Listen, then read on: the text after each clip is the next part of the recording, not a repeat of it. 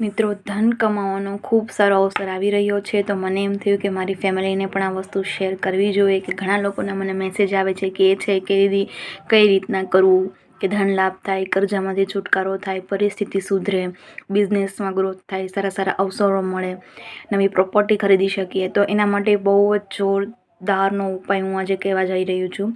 અખાત્રીજ આવી રહી છે રવિવારે. આ વિડીયો હું ક્યારે પોસ્ટ કરીશ તમને મળશે એ ખ્યાલ નથી, પણ રવિવાર સુધીમાં તો મળી જ ગયો હશે, એટલે તમે એ વસ્તુ કરી શકો. તો એના માટે શું કરવાનું છે કે લક્ષ્મીજીને લેવાના છે. તમારી પાસે મૂર્તિ હોય, ફોટો હોય, ગમે તે હોય ચાલશે. એને તમે ઘી, દૂધ, દહીં, મધ, નાળિયેરનું પાણી, શેરડીનો રસ હોય તો એ, અને પાણી, ગંગાજળ અને એક ખાલી પંચામૃત, આ બધું મિક્સ કરીને, અને એક અલગ અલગ આ બધી વસ્તુ, આ બધું છે એમને અભિષેક કરવાનો છે. અને મેં શ્રી સૂક્ત તમને ટેલિગ્રામ ગ્રુપમાં બધાને મેં ફોટા શેર કર્યા છે, અને અહીં મેં પોસ્ટ પણ મૂકી છે કે શ્રી સૂક્તનો પાઠનો ફોટો કેવો છે. જો તમે હજી નથી જોયો તો તમે જોઈ લેજો. જોતા હોય તો ફોટા હું તમને મોકલી દઈશ, મને મેસેજ કરજો. એ ફોટામાં 16 ઋચા છે જે ઓમ હિરણ્યમણ નામથી સ્ટાર્ટ થાય છે. 16 કરવાની છે, 11 વાર. કેટલી વાર? 11 વાર. અને પછી કનકધારા સ્તોત્રનો પાઠ કરવાનો છે. આ અભિષેક કરતાં એકવાર ઘીથી કરો, એકવાર દૂધથી કરો, એકવાર દહીંથી કરો, એકવાર મધથી કરો, એકવાર પાણીથી કરો, એકવાર ગંગાજળથી કરો, એવી રીતના કરવાનું છે. એકવાર નાળિયેર પાણીથી કરો અને એકવાર પંચામૃતથી કરો, એવી રીતના 11 વાર તમારે કરવાનું છે. અને બીજી વસ્તુ કે એક જ અખાત્રીજના દિવસે જ તે વિષ્ણુ ભગવાનને ચોખા છે એ ચડે છે, બાકી વર્જિત છે, નિષેધ છે. તો એના માટે એક અખાત્રીજના દિવસે જ એમને ચોખા આપણે ચડાવવાનું સૌભાગ્ય મળે છે.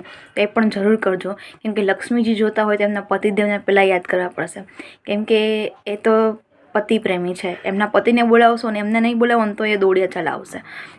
એટલે વિષ્ણુ ભગવાનને અક્ષરથી તમારે એનું કરવાનું છે, રેડવાના છે એના ઉપર ચોખા. અને એના માટે વિષ્ણુ સહસ્ત્ર નામાવલીનો પાઠ કરજો, જે 1000 નામ છે.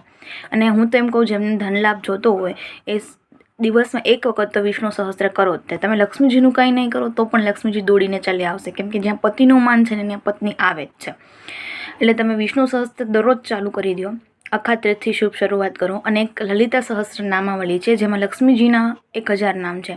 એ નવરાત્રિના 9 દિવસ તો કરવાના જ તે.